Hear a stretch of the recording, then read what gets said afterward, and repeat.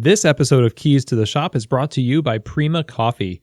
Whether it's espresso machines, manual brewing devices, or general coffee shop needs, they seek to pursue the most innovative coffee products, both domestic and abroad, to offer their customers. Find out more at prima-coffee.com.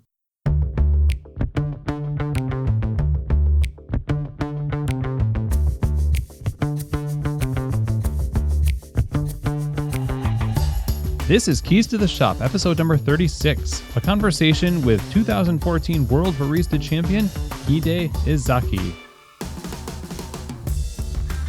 Hello everyone, and welcome to Keys to the Shop, where we give you insights, inspiration, and the tools you need to grow as a coffee service professional.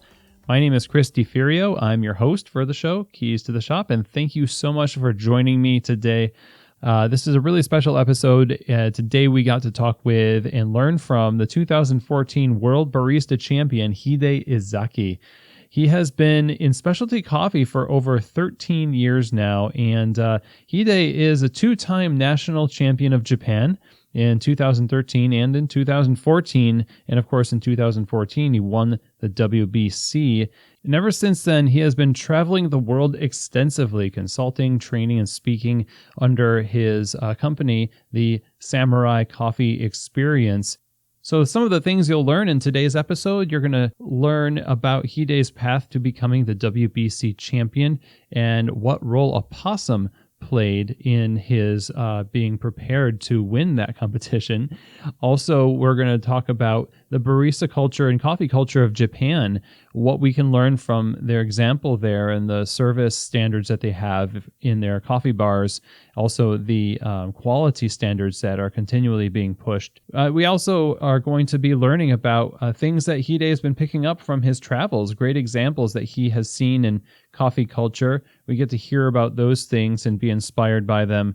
And we learn about what Hide believes all baristas must do to grow and be successful. What should they be focusing on? And why are we only as good as our toilets are clean? So lots of great things to talk about in this episode. I really had a great time and came away inspired. So without further ado, here is my conversation with 2014 World Barista Champion, Hide Izaki. Hide Izaki, welcome to Keys to the Shop. I am so pleased to welcome you. Thank you so much for having me here. Well, it is my honor, and I wanted to know, before we start talking about the Japanese barista culture and what we can learn from it, and also your experiences traveling, two-time Japanese Barista Champion and World Barista Champion 2014. How did you get your start in coffee and go from, being a barista to now World Champion? Well, coffee is my family business for a long time. My father running specialty coffee roasters for 25 years. And it was kind of very natural things for me to be in this industry.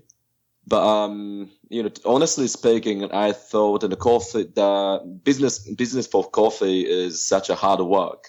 Back in when I was a high school student, and I quit high school. Okay. Because I hate everything at the time. It's like a typical teenager. I hate school and I hate people, society, everything. So I decided to quit the high school. And I felt I could do anything that I want, by my own ability. But in fact, I didn't have any ability, to acquire any proper work. So, I lost my way to, what to do for the future.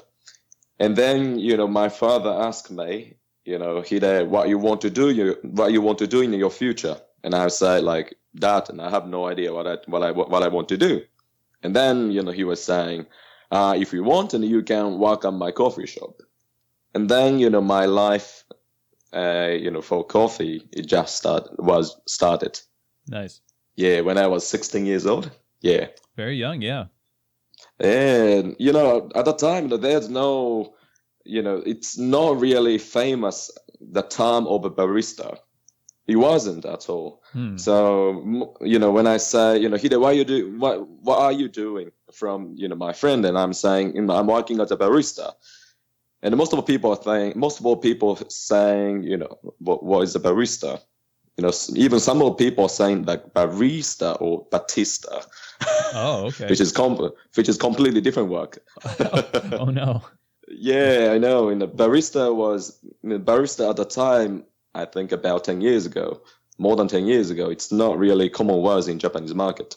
So it's growing so fast. Yeah, and so you're starting in coffee as a barista, and you started your work as a teenager, and then eventually you started competitions. Yes. What drove you to want to start competing? Well, it's pretty simple reason, I think. At that time, there's the magazine called, I'm pretty sure everyone knows, but there's a magazine called Barista Magazine. Mm-hmm. Mm-hmm. Yep, great so people. The multiple people knows. And, global wide, amazing magazine, and even, at that time, and I couldn't even speak English. And, but I felt, when I saw the magazine and I saw the cover, and I realized, this is such a cool thing to be on the cover. And then I was trying to find, how can I be on this cover of this magazine? Yeah. And then I found it out, if I became champion of this competition called World Barista Championship, and I can be a cover on this barista magazine. And then, it's a pretty simple reason, And then, I tried, and I was asking my dad, what is the competitions? What is a barista There's the World Barista Championship in this coffee industry. Are there any competition for the Japan Barista Championship as well? And then he said yes, and then I decided to compete. So very simple reason, and then you just went for it.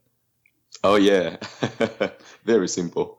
And so you just started training, and how did that turn out? I mean, you eventually were able to win the competition. Mm-hmm. I used to play badminton, and actually I went to high school by badminton as well. So I think in my blood, there's the kind of athlete, spirit is still there. So I took competition as kind of professional sports as well.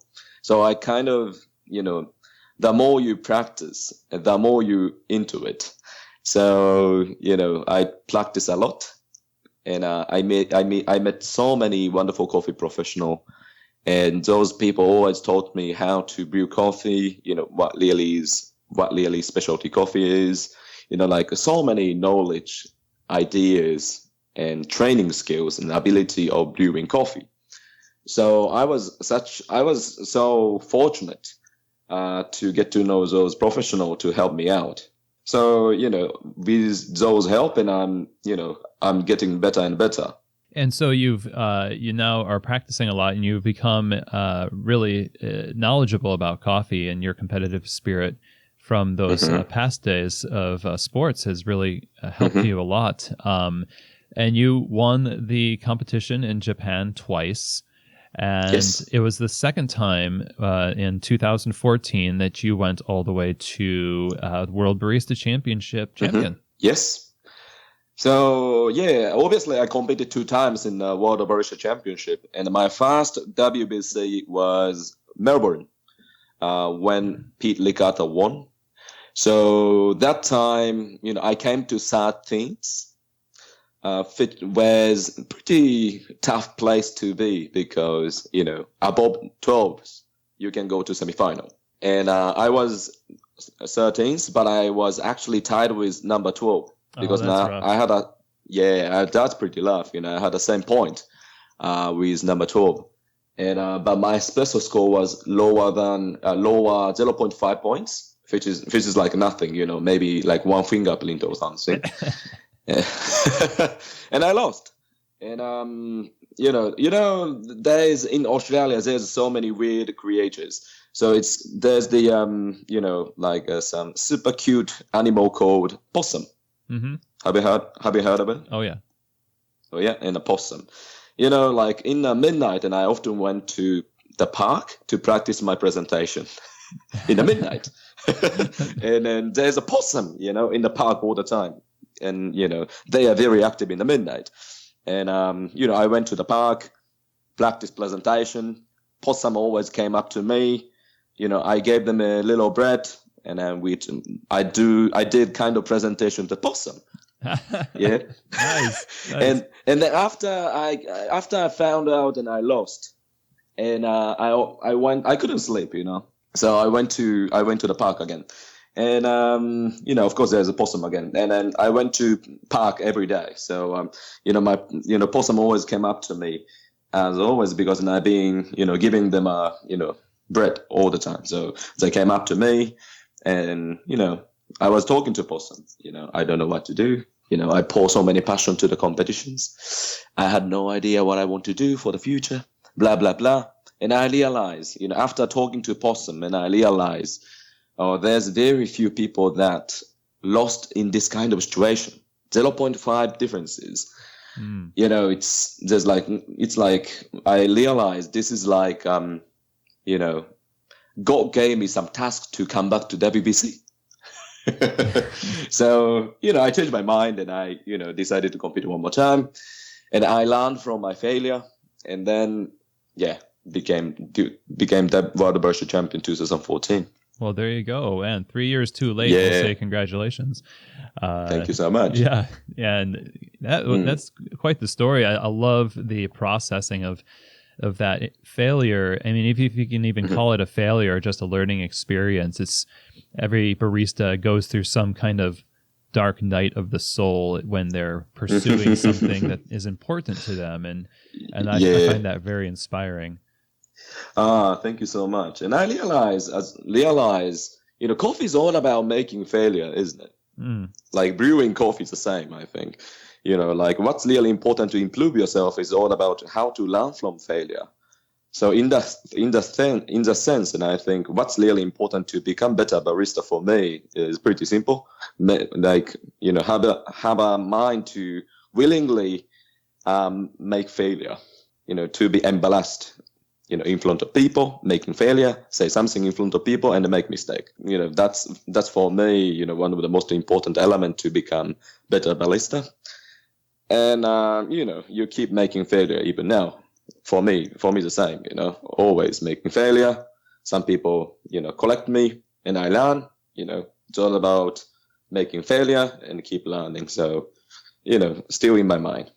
So now that you've got all of this experience, you've been able to travel a lot. And before the competition, before the conversation today, we were chatting about you're on the road maybe 200 some odd days a year. You're out there, and you're taking your experiences from World Barista Championships and your own journey in coffee and sharing it with the world. And I wonder, one of the things that really fascinates me is every time I talk to somebody about their experience going to cafes in Japan and being served from people who are just have come up in that particular coffee culture, they just rave about it. And I wonder, from your perspective, in your experiences, what would you consider the major distinctive traits of the Japanese coffee culture? Well, what I can say is that the quality of service, I think that's the most different part from, I think, other countries, because I think the Japanese consumer has very, very high requirement for the service level. So even convenience, like even the staff in the convenience store is very polite, very organized, good, providing a good service. That also makes a huge differences in terms of whether you're going to have a big success or fail in your business. So in the coffee industry, especially, we have such a diverse market. So from takeaway coffee to the full service coffee shop as well. So I think in any coffee shop you go, and you can expect receiving a great service.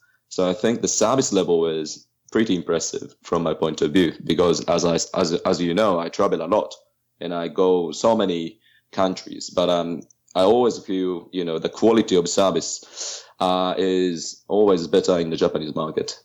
And that's the expectation that those who are consumers, they bring that to the table. And I imagine just because also everyone who works in a coffee bar also has the expectation. Exactly. Yeah. So they bring that in their professional world as well. Exactly. I think kind of consumer trains baristas as well. Because in the consumer, the consumer who often come to specialty coffee shop. So generally speaking, they have high conscious for the food. Like those who often go to those, good restaurant, they receive always great service. So, they get used to getting those, great service as well. So they kind of requires the baristas at the specialty coffee shops to serve great service as well. So yeah, from the point of view, I think the consumer trains baristas a lot as well in the Japanese market. That's such a different thing, I think, in some ways. We just had on this show, we just had a episode talking with a gentleman who was all about consumers and writing books and reviewing equipment for the consumer market. And we often have a culture in our shops, and I'm just from my experience in the US at least, it's an insider culture in some ways, like our barista culture. And to hear the phrase "the consumer trains the barista," I can't imagine us saying that as an acceptable thing in a way. But it sounds kind of healthy. But maybe it wouldn't work so well here in the U.S. Would you consider the consumer? You say they have higher standards for food. Is it they just are better equipped to train the baristas in Japan, perhaps? Yeah, maybe so. I think it's I think it's very typical in the Japanese market. This is like consumer. There's the perception for the people who works on the food industry. Like kind of like consumer is like a god.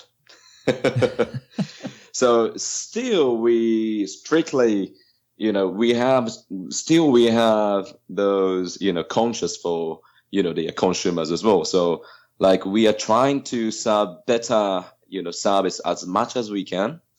So of course, we pay for the quality. We pay for we pay attention for quality as well.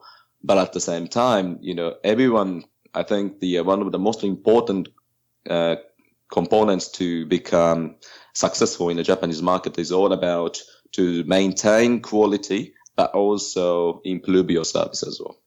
So coming in with a high level of service already, there's also a drive to go to the next level. Is that something that every shop or most shops just consider in their training programs or their onboarding programs with their baristas? Is that just something that's talked about in management in these cafes? Yes. It's for example, for like how we trying to serve better experiences to the customer is specialty coffee is like a wine. Yes. So in the wine industry, let's say sommelier. So sommelier often propose the kind of like a food pairing as well. Like, with this food and I recommend these wines, with this food and you can expect this kind of flavor or, texture, this is why it goes really well, blah, blah, blah. So that kind of, in the specialty coffee industry, in the some of very specific cafe, trying to, propose sort of like a food pairing as well. So like getting more like kind of like a high-end trend, I think. So people, in the specialty coffee, especially specialty coffee has so many flavors, taste profiles. So especially in the flavor profiles, it's very distinct. It depends on the processing or, variety or where it's coming from. Even though it's the same farm, it tastes completely different. So right now we are trying to challenge to deliver those experiences, by getting those, small differences, like maybe, farm to farm, same farm, but a different area. and harvested different areas coffee that's harvested different period or different varieties or small differences. So we're trying to deliver those educational experiences to the customer. So that's interesting, the educational experience to the customer. You're talking about the kind of thing that you see a lot in competition, and you also did a couple of different, I believe, processes of coffee in your 2014 competition routine.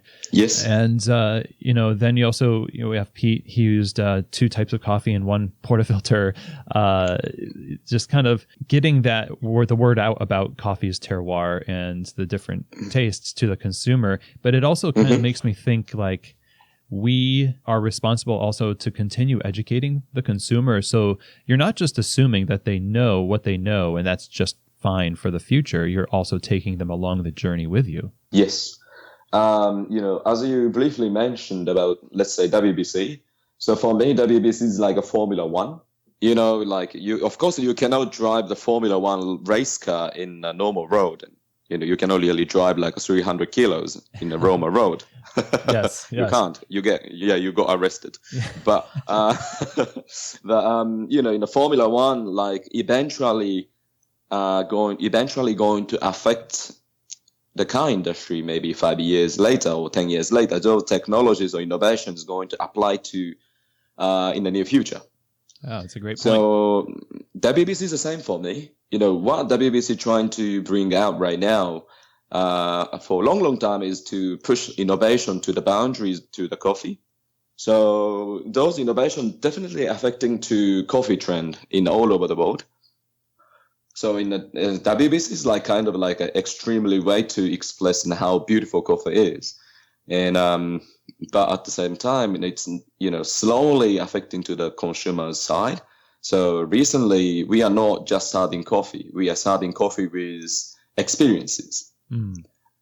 So I think Japanese coffee market also got affected from those tendencies a lot as well.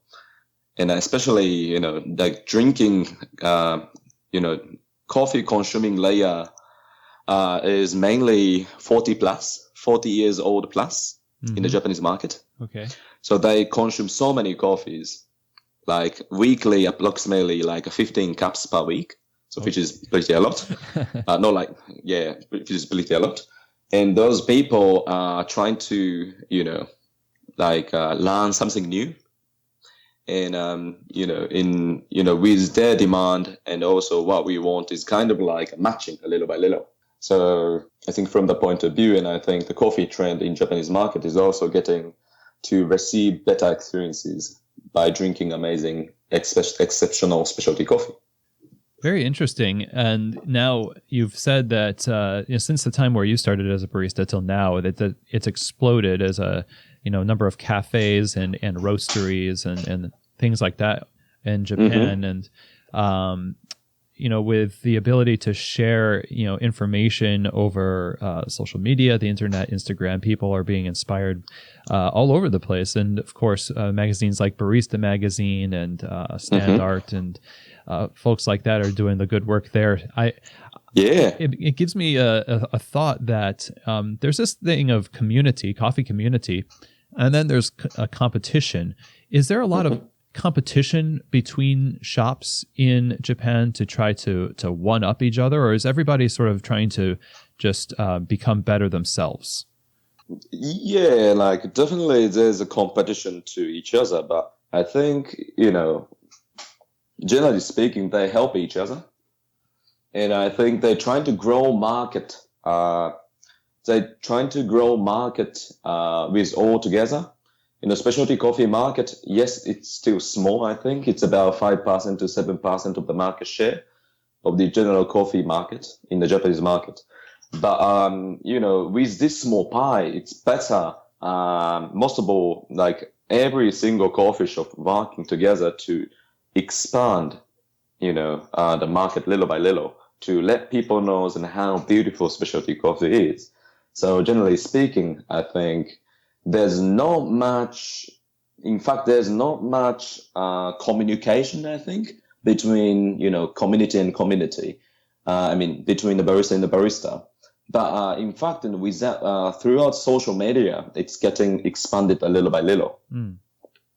So I think I definitely can see the tendency that in the Japanese coffee market is, in the Japanese specialty coffee market, they're trying to help each other and to expand the specialty coffee market.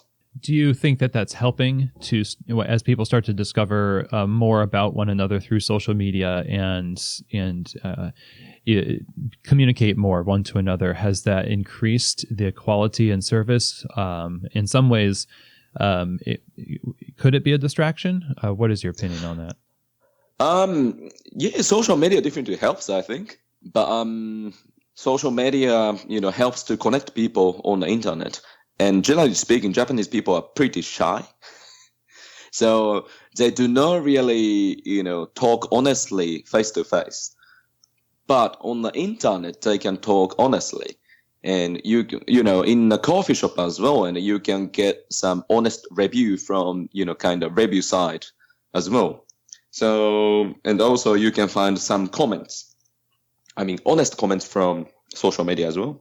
Oh, nice. So social media kind of helping, I think, the coffee market a lot from my point of view, because kind of platform, isn't it? Like to share, coffee knowledge, but also what's going on, so that people definitely use the social market to research, how the consumer thinks about their coffee, and also, how to get, improve, the cup of coffee better. If you Google it, you can find more better information as well recently. So social media as well. So it's very helpful. But at the same time, I think relying on too much on the social media is a little bit dangerous as well, because if you be bit too conscious about whatever consumer says sometimes and whatever they want to say, and if you just listen too much, and then you lost what you want to do. So I think it's all about balance. It's all about balance, like getting, opinion from the social media, but also what you want to do, what's important for your business. So even in the expectation that the consumer leads the barista or trains the barista in a sense, there's still balance to that idea. I think so. Yeah. Yeah. Well, so far this has been an amazing discussion with Hide Izaki, and I wanted to take a moment here to take a break and talk about our sponsor at Keys to the Shop, Prima Coffee. Prima is a specialty coffee equipment supplier. It's based out of Louisville, Kentucky, and from their inception, they have set out to make the best coffee brewing equipment available to the general public. Their focus is on curating the best equipment for every need, from grinders to espresso machines, under-counter fridges, pretty much anything you can think of. If you're working in coffee and you need something, just go to prima-coffee.com. You'll probably find it. And they put a big emphasis also on having the expertise to help their customers get the right gear to fit every situation. And right now, when you go to prima-coffee.com, you can use the promo code when you check out. You can use this promo code KEYS10, that's KEYS 10, and that will give you $10 off your purchase of $75 or more. Some restrictions do apply. So you just go to prima-coffee.com and use the promo code KEYS10, the number 10, and that will give you that discount, and it's available only for Keys to the Shop podcast listeners only. So thank you so much, Prima, for your generosity, supporting the show, and also for supporting us as an industry by providing us with the tools that help us do our jobs better. So let's continue our discussion here with 2014 World Barista Champion Hide Izaki. So you're traveling a lot, and you've gotten to see a ton of different coffee cultures around the world, and I'm just so jealous. So I'm interested to know, what have you discovered? I mean, this is such a broad question, I know, but what are some of the most standout things that you've noticed as you travel, you talk and you consult through the Samurai Coffee Experience? It's your consulting company. What have you seen on your travels Mm-hmm. that's inspiring you? It's all about people for me. Like you, Chris, I never met you before, but, like we do coffee. That's why we talk right now. Yeah. For me, what really drives me most is about meeting people. I mean, it's amazing. Coffee is amazing product for me, because in for example, miso soup, let's say. Yeah, have you drink miso soup? I'm pretty sure I have. But if I'm answering that way, then I probably haven't. But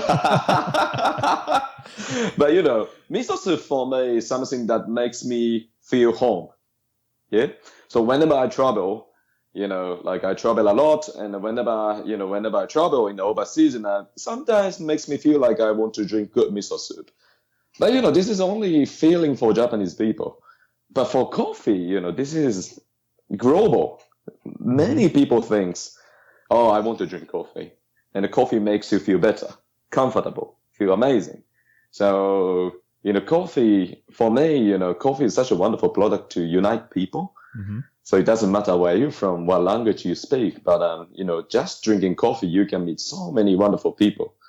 So this is one of the things that drives me most, travel 200 days. It's pretty tough in the private life because I'm married as well. So my wife is always staying in the home sometimes, and I need to, be very careful for, what to talk as well, to my wife. Oh, sure. My wife, my wife staying at home, 200 days away, so it's a pretty tough life. But still, I think, and I'm obsessed with coffee industry because I think, I can meet so many wonderful people. I think that's one of the things. What would you say maybe your top experiences have been so far in terms of coffee culture and service culture? I know you've been to so many places. It's probably unfair to, say one's better than the other, but what are some examples?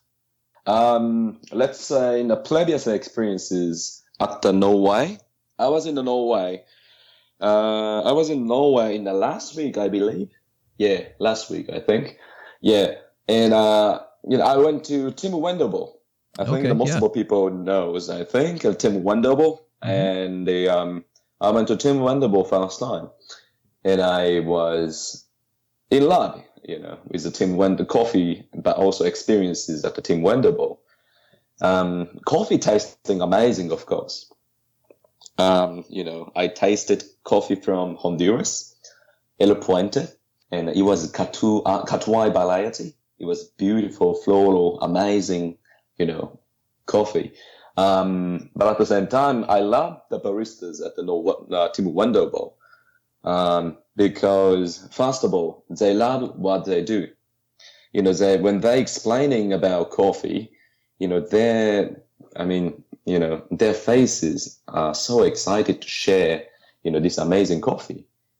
And, this is, I think, one of the most important elements for the service point of view, because, you cannot really recommend coffee that you don't really like, you do not really believe.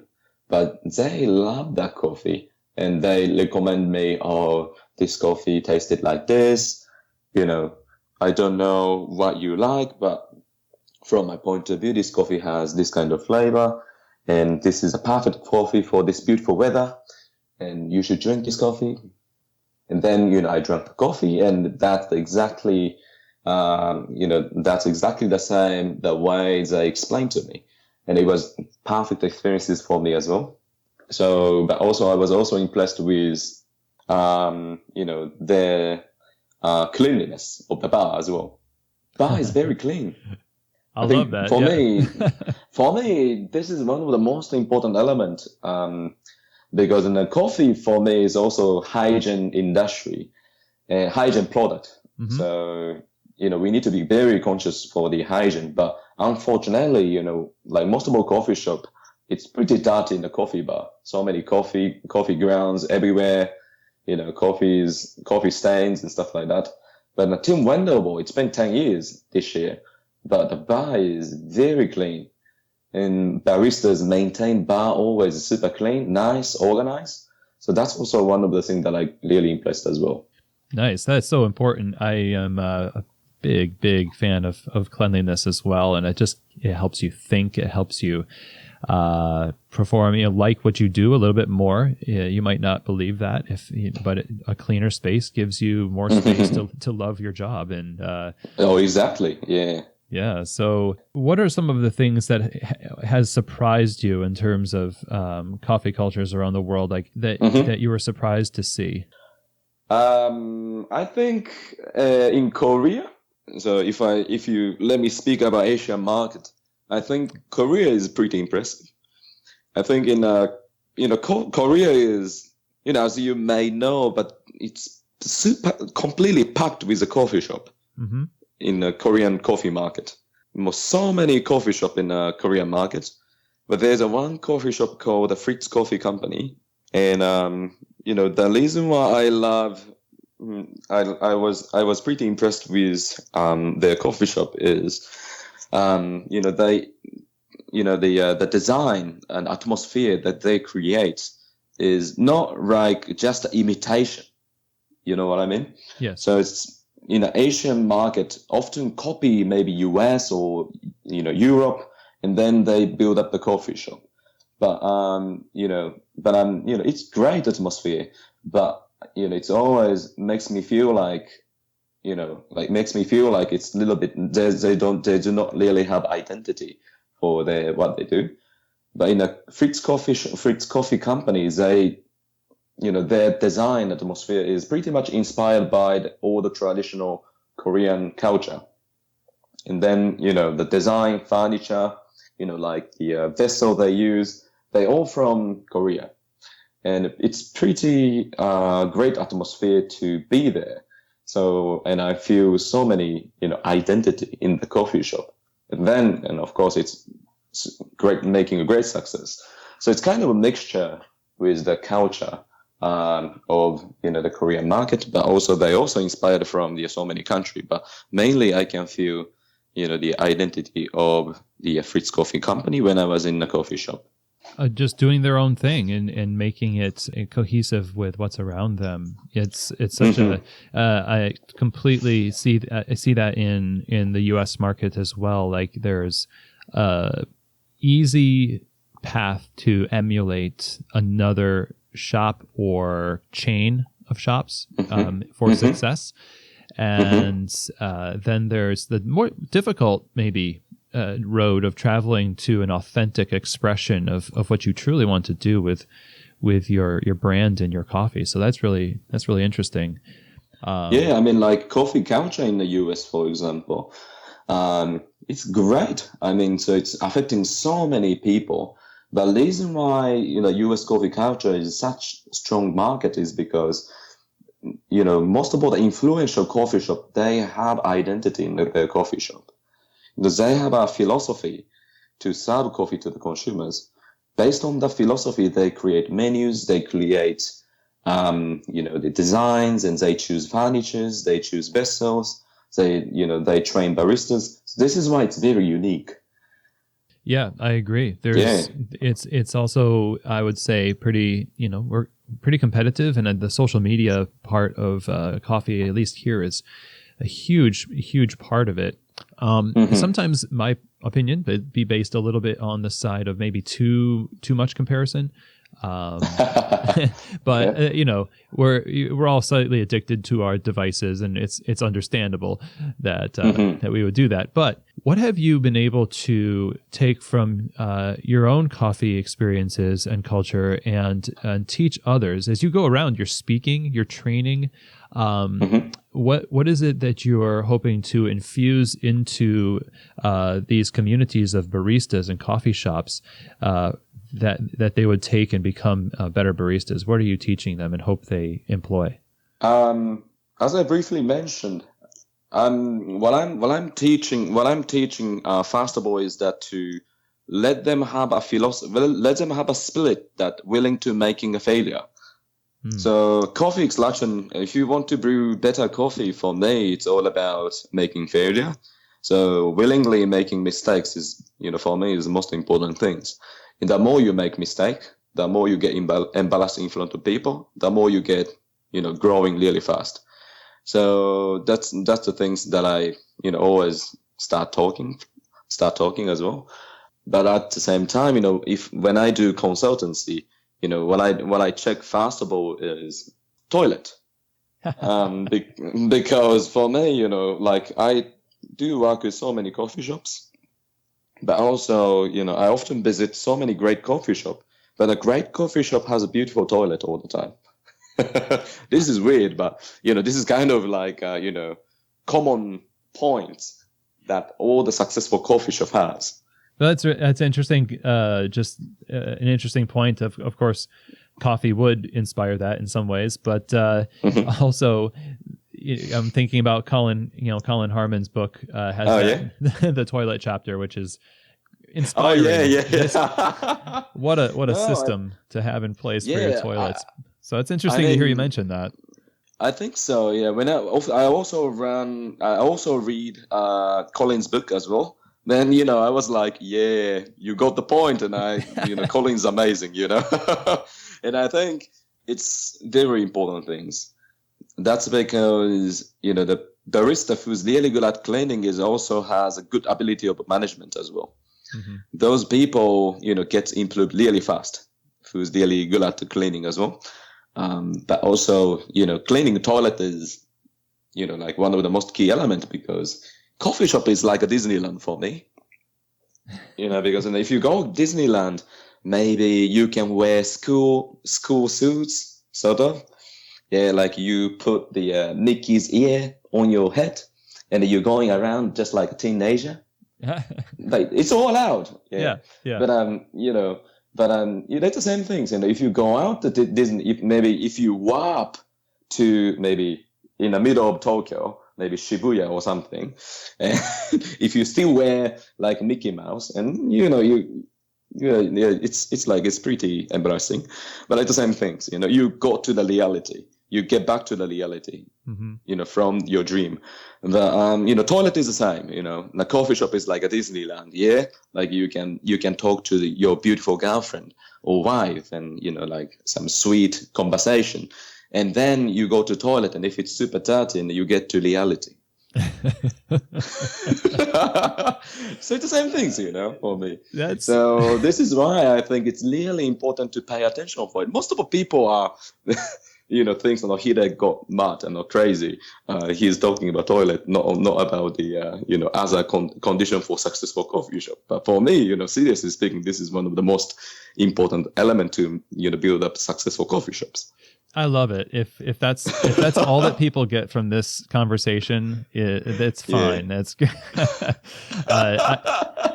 I feel like in some ways the trust level that somebody has. I mean, first of all, if you gotta use the bathroom, you have to, and so there's a trust level that people have in your business and the experience. If you betray mm-hmm. that trust when they're at the most mm-hmm. vulnerable in that mm-hmm. in that place, then they're not gonna come back maybe, or at least they're just gonna hold it.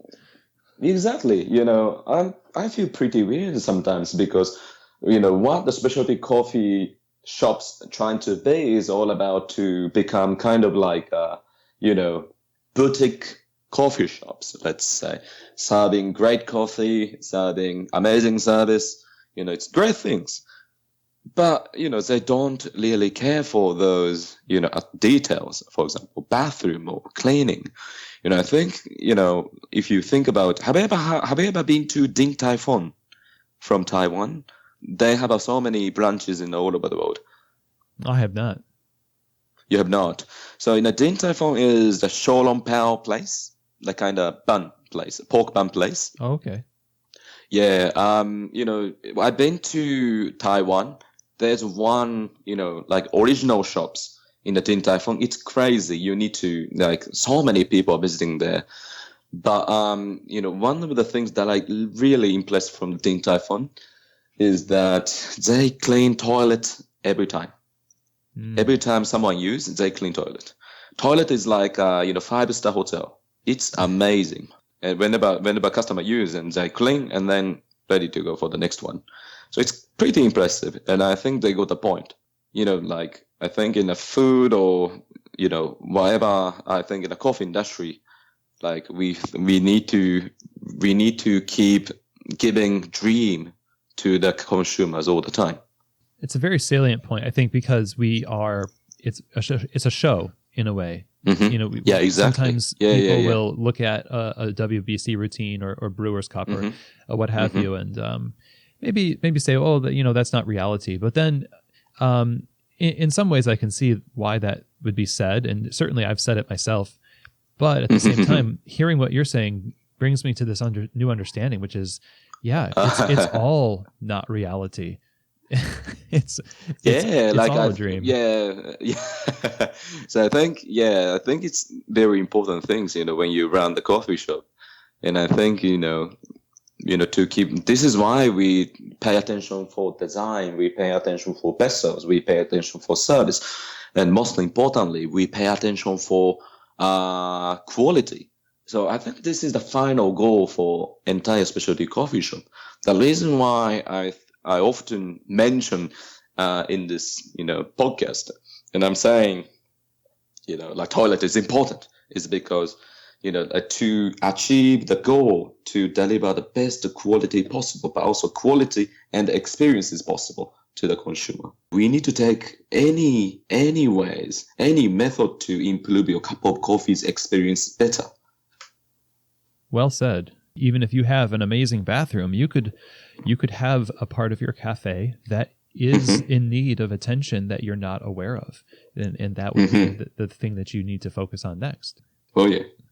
So we always need to be focusing on how we can go to the next level with our service for the customer, providing that great experience, which earlier we were discussing is such a huge part of Japanese barista culture, is considering the consumer experience. And of course, the better the experience that you provide consistently, the more their expectation is going to be raised for that. And then we got to pay attention to things like bathrooms and little chunks of reality that maybe threaten the experience that we're giving people.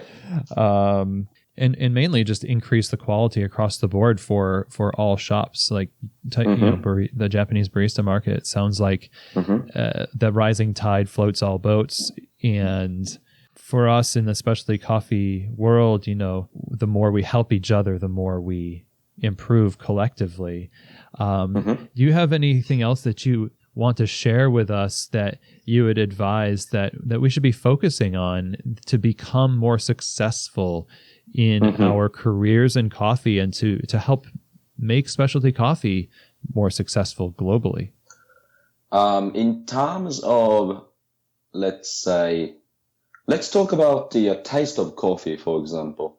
I think, specialty coffee, we all know that the specialty coffee tasting best without roasty flavor. Like what I'm saying, maybe light roasted coffee is better sometimes, yeah? So in the specialty coffee, in terms of specialty coffee, because we want customer to experience the taste of origin, taste of variety, taste of process. So to do that, we often roast brighter, but at the same time, I think that it depends on each market. Let's say, in the Japanese market, for example, so we have such a big coffee market, generally speaking. But most of the people drinking pretty dark roasted coffee. And I mean, most of the people drinking dark roasted coffee, let's say. And, most of the people doesn't really get used to acidity, for example. And, like, let's say third wave coffee shops. So they do sometimes they just serve the single origin coffee. That is roasted super light.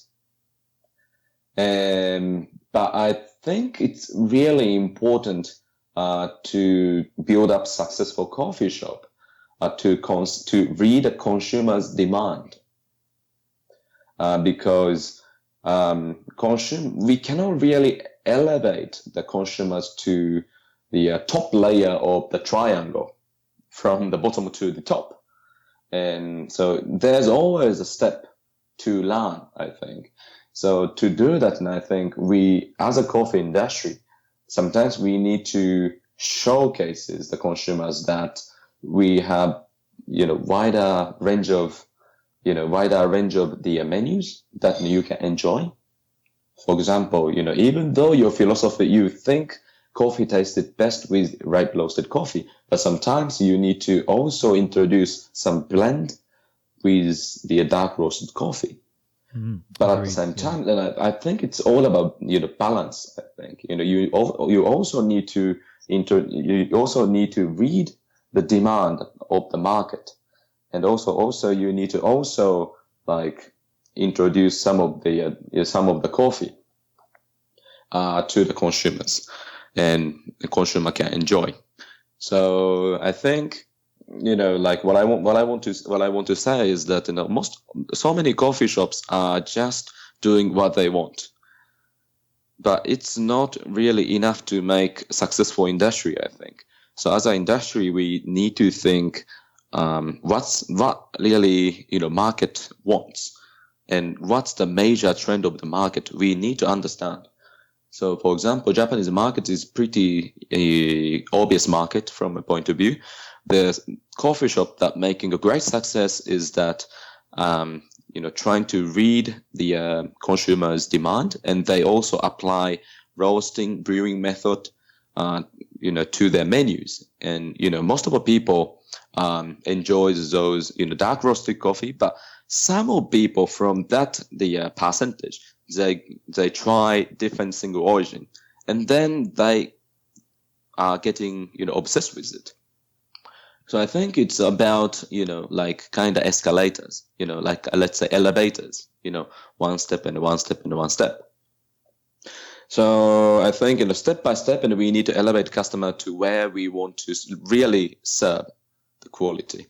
So I think reading the potential demand of the market, but also the consumer, for me, to make not only a successful coffee shop but also successful industry, I think it's really important things. Sometimes it's coffee shop being too hipsters, or like to be too fancy. Mm-hmm. So I think, but those attitudes sometimes push away normal consumers. And I think to become more bigger in industry and successful industry, we also need to be very open for so many majority layer to enjoy a cup of coffee. We need to open our gate a little bit more wider. Well, certainly there is a lot of reason to expand our reach and embrace larger portions of the market and innovate, especially when we see specialty coffee experiencing so much at origin with coffee leaf rust and different, sometimes coffees are in short supply because of unrest in the country of origin. There is a lot that we can do on our end in retail and in cafes that definitely can help sustain that industry. So thank you so much for your time today. I've really had a good time talking with you. Thank you so much. Yeah, and I know it's pretty late there. It's about midnight, I think. It's fine. I'm just I work starting my 24 day. hours, so don't worry. I'm Japanese, so I work 24 hours. Well, speaking of work, how can we get in touch with and find out more about your consulting company, Samurai Coffee Experience? Thank you for asking. But in fact, there's no information yet on the website, as you may know, because I haven't really done any work for the website. But the good news is I'm renewing a website, and I'm renewing my brandings and everything.